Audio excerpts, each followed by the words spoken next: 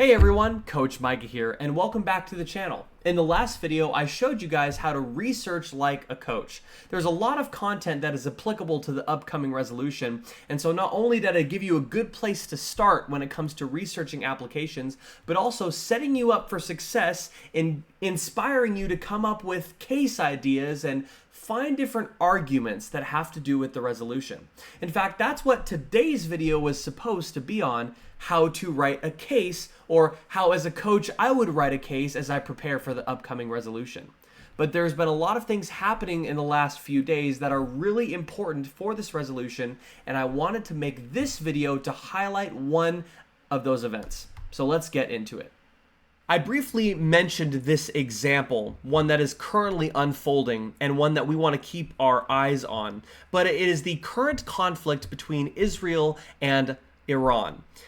When I created this video, the United States had mentioned a couple times that they might get involved, but the United States has been telling Iran that they may not have nuclear weapons for a long time, for many years, and we haven't really done anything about it specifically. Well, Israel decided to take action without anyone telling them to. They just decided it's time, and they wanted to take out Iran's nuclear weapons ability. Like, they should not have the ability to have nuclear weapons because Iran hates Israel as well as the United States. So if we were to allow them to have nuclear weapons, and I say allow, we're the most powerful country. The United States is the most powerful country in the world, and we can absolutely influence the weaponry another country chooses to develop.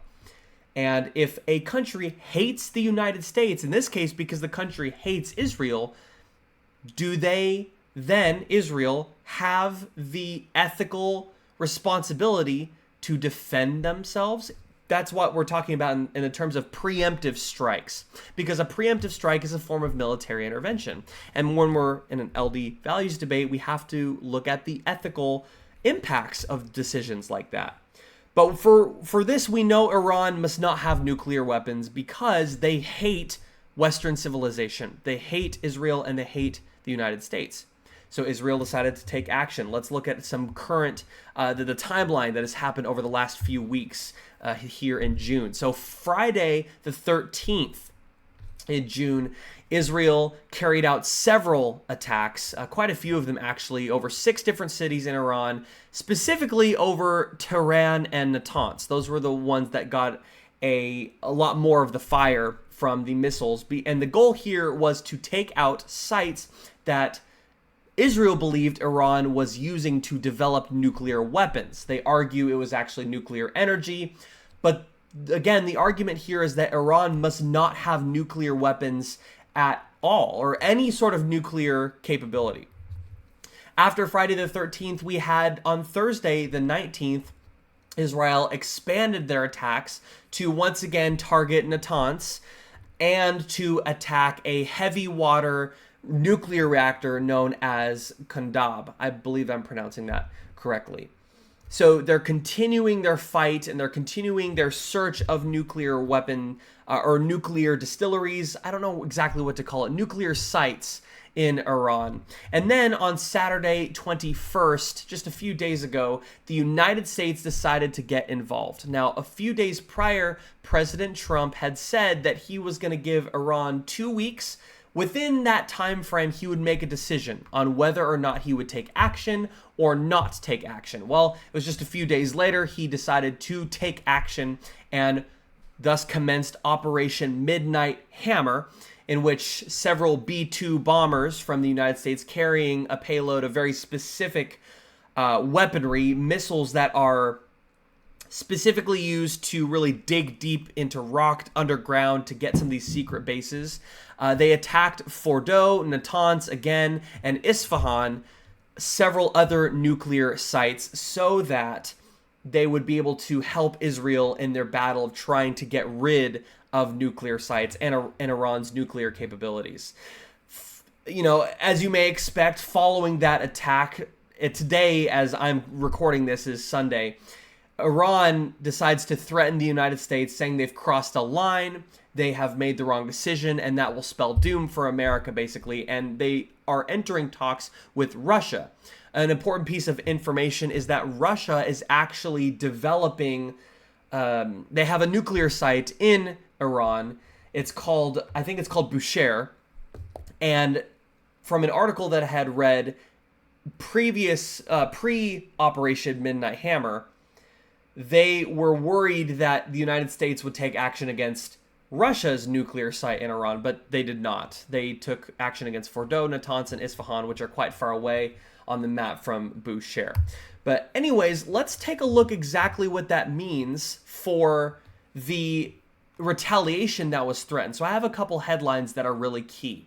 So on Newsweek, they reported, their headline ran, quote, Putin ally says countries now ready to supply Iran with nuclear weapons.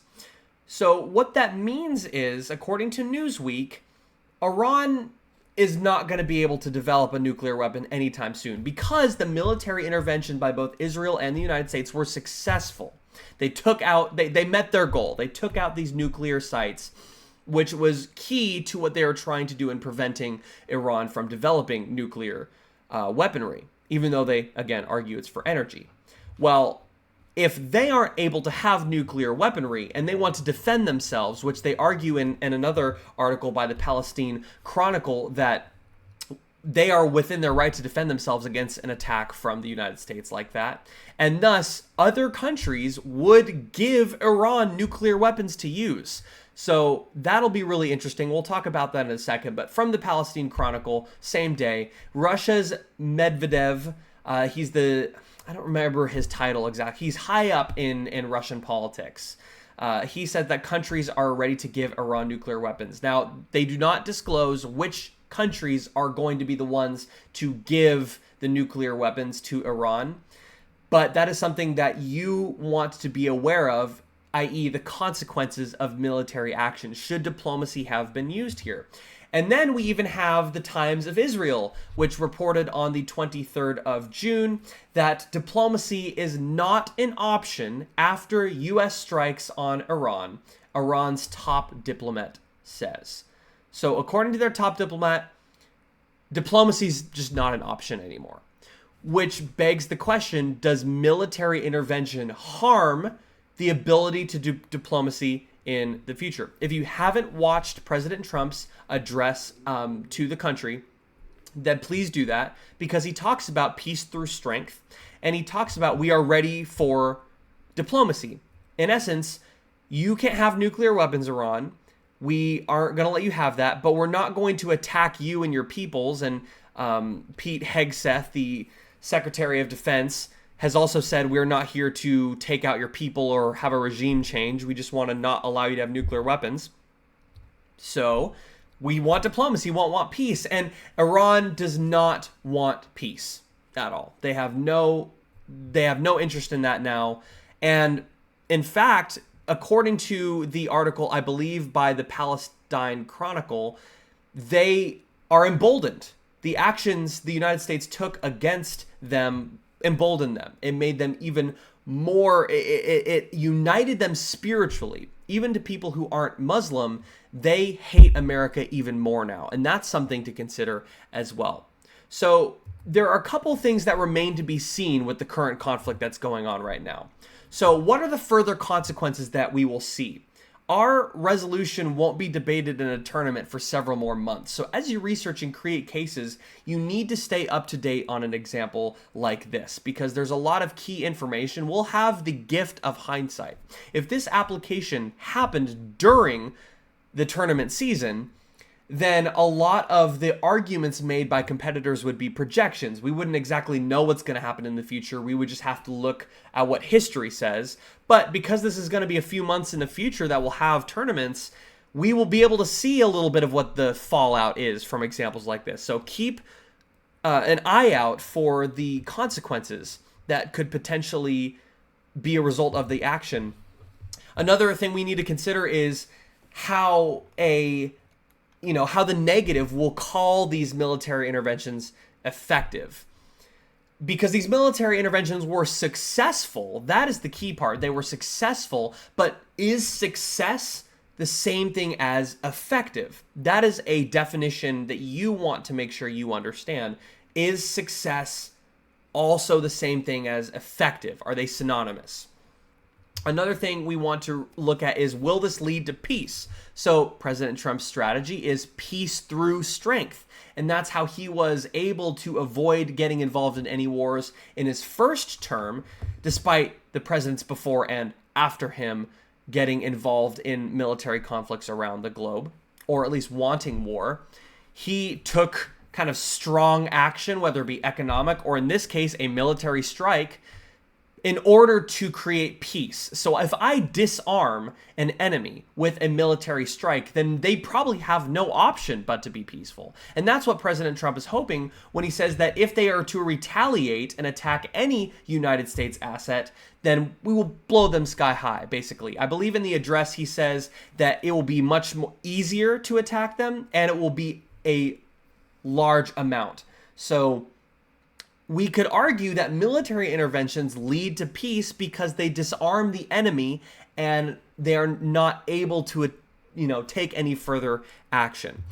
But linked to that is the idea of Iran being, all bark and no bite, right? They've been threatening the United States for a long time. Obviously, we're all still here. There have been terrorist attacks across the world and in the United States, and things that Iran and terror organizations backed by Iran have claimed responsibility for. But in this particular example, we have taken an action against Iran. And unfortunately, that means that they are emboldened and they hate the United States even more. They're getting involved with Russia. They're going to be armed by other countries. Is that all bark and no bite? And that's another thing too.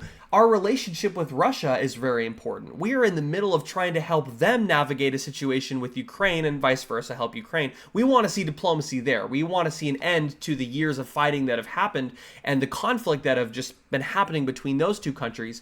So if Russia backs Iran and we attack Iran, but we're also trying to work with Russia, that is something we want to consider. How does this impact our relationship with Russia? Because Russia backs Iran. They've said, well, Iran's not going to develop weapons. Like, this is a gross miscalculation. They just want nuclear energy. We're building a nuclear energy site in that portion of the country, Bushehr.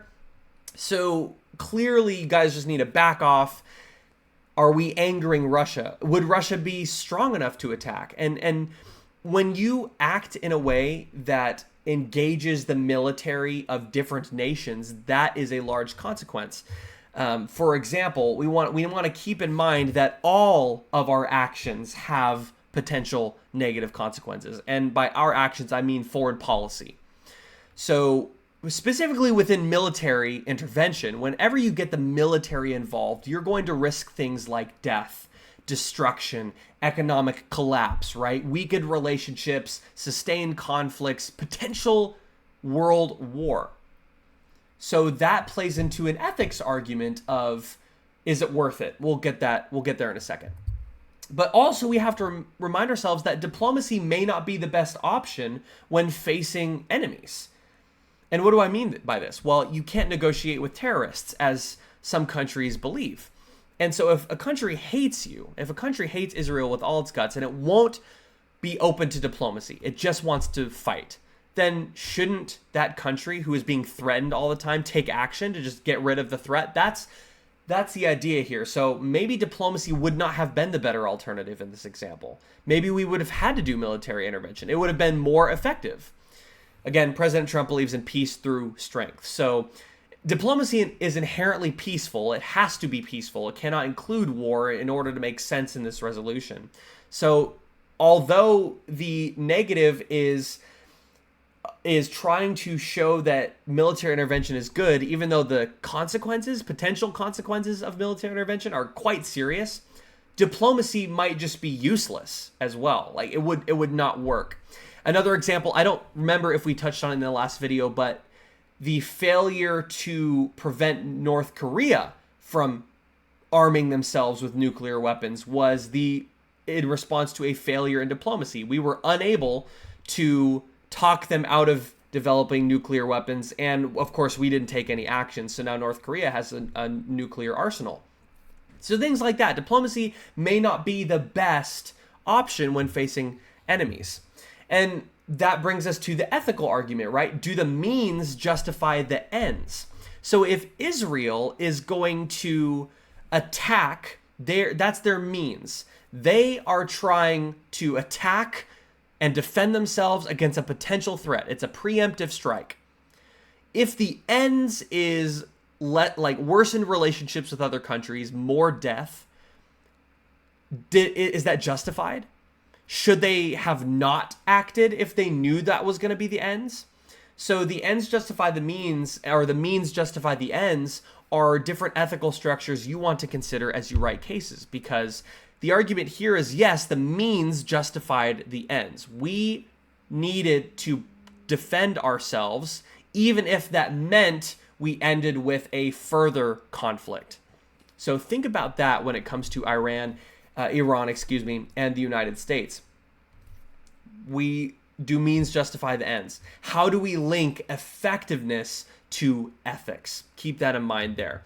And of course, make sure you're familiar with international law. For example, NATO and the UN and the relationships between different countries through those organizations and through international law, because Iran has argued that the United States taking action was against international law. I have not looked into that myself. I don't know the validity of a statement like that, but that's something you want to consider. So keep these arguments in mind as you continue your research. And I can probably show you how this would be an application used in an actual case, and the rhetoric that we want to focus on, as the affirmative says that this is an example of where military intervention ruined things, like it was actually bad. And that all remains to be seen, because if right now it was a success. Israel was able to get rid of a nuclear threat, and the United States could potentially have stopped the conflict by disarming the country even more. So as of right now, it is an example of military intervention being successful.